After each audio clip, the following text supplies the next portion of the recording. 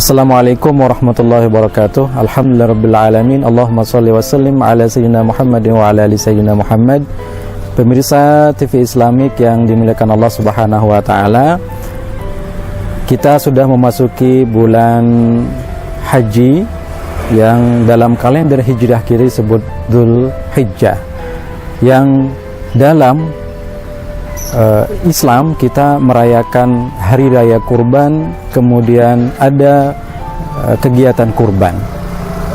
Pemirsa yang dimuliakan Allah, dalam literatur Islam, kegiatan ini memiliki hikmah yang sangat besar dalam Islam.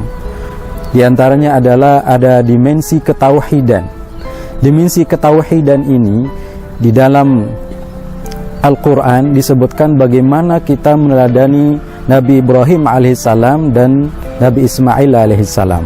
Dimensi ketauhidan ini begitu besar pengaruhnya bagi umat manusia, sehingga Nabi Ibrahim dikatakan sebagai bapak monoteisme atau bapak ketauhidan.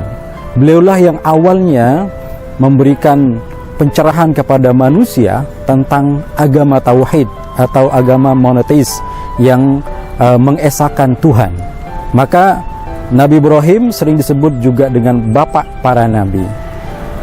Perlu kita garis bawahi bahwa Nabi Ibrahim alaihissalam memberikan kepada kita pengajarannya yang sampai kemudian Nabi Muhammad SAW mengadopsi dan mengambil ajaran-ajaran tauhid, ajaran-ajaran kenabian daripada Nabi Ibrahim alaihissalam itu dalam ritual haji dan kurban. Tauhid yang kemudian dilambangkan dengan ucapan talbiyah, ya, diucapkan dalam ritual haji, labbaik Allahumma labbaik, labbaik la syarika laka labbaik. Ini adalah bentuk pengakuan yang sangat mendasar tentang orang yang pergi berhaji dan juga orang yang mengucapkan talbiyah itu untuk masuk ke dalam hatinya bahwa ucapan labbaik Allahumma labbaik la syarika laka labbaik itu sebagai bentuk ketauhidan yang paling mendasar. Pemirsa yang dimuliakan Allah, sebaiknya kemudian untuk mempelajari tauhid ini perlu kita arahkan anak-anak kita untuk apa? Untuk mempelajari tauhid dari dasar tauhid yang diajarkan oleh para ulama melalui sifat 20. Ini penting. Kenapa? Karena tauhid itu sebagai dasar keimanan kita. Tauhid itu adalah dasar daripada keislaman kita. Kalau tauhidnya benar, maka semua rangkaian daripada ibadah ritual kita akan diterima oleh Allah Subhanahu wa taala. Pemirsa yang dimuliakan Allah, untuk itu tauhid yang kita ambil dari Nabi Ibrahim alaihissalam ini dalam ritual haji dan umroh, ritual ibadah kurban yang saat ini menjadi momen kita di bulan haji ini, perlu kita renungkan. Ada hikmah besar yang Allah Subhanahu wa taala selipkan, sehingga kita tidak hanya melaksanakan ritual-ritual haji atau ritual kurban itu sebatas hanya melaksanakan itu saja. Kalau kita renungkan, maka kita akan mencapai satu tataran penghambaan yang paling tinggi, yang kemudian kita sebut di dalam setiap salat kita, mengatakan inni wajjahtu wajhiya lilladzi fataras samawati wal arda hanifan musliman wa ma ana minal musyrikin. Ini juga bentuk pengakuan Nabi Ibrahim yang direkam di dalam Al-Qur'an tentang ketauhidan beliau.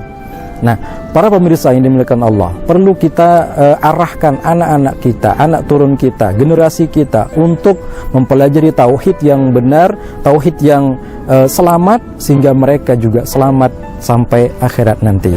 Pemirsa yang dimuliakan Allah, di dalam Al-Quran Nabi Ibrahim alaihissalam diceritakan mencari Allah Subhanahu wa taala. Beliau mencari Tuhan.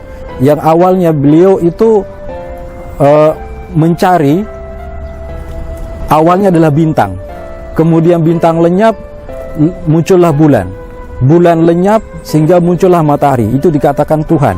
Sampai kemudian lenyap, maka beliau mengatakan, saya tidak menuhankan sesuatu yang lenyap.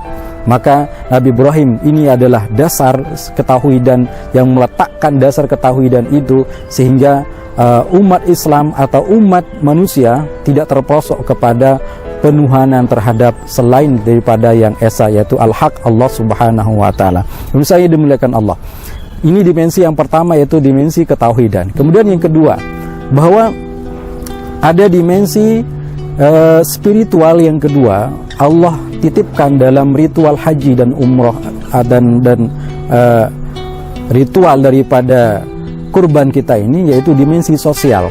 Dimensi sosial ini erat kaitannya dengan sesama manusia, tidak hanya kemudian terbatasi oleh kita menghambakan secara virtual kepada Allah Subhanahu wa taala, vertikal kita kepada Allah Subhanahu wa taala secara vertikal, tetapi ini berkelanjutan, dalam arti bahwa ketika seseorang ingin melaksanakan haji dan umroh kemudian melaksanakan kurban, tidak hanya sebatas dia mengorbankan apa yang dimilikinya berupa hewan ternak, sehingga Allah mengatakan lan yanalallaha luhumuha wala dimauha walakin yanaluhu taqwa minkum.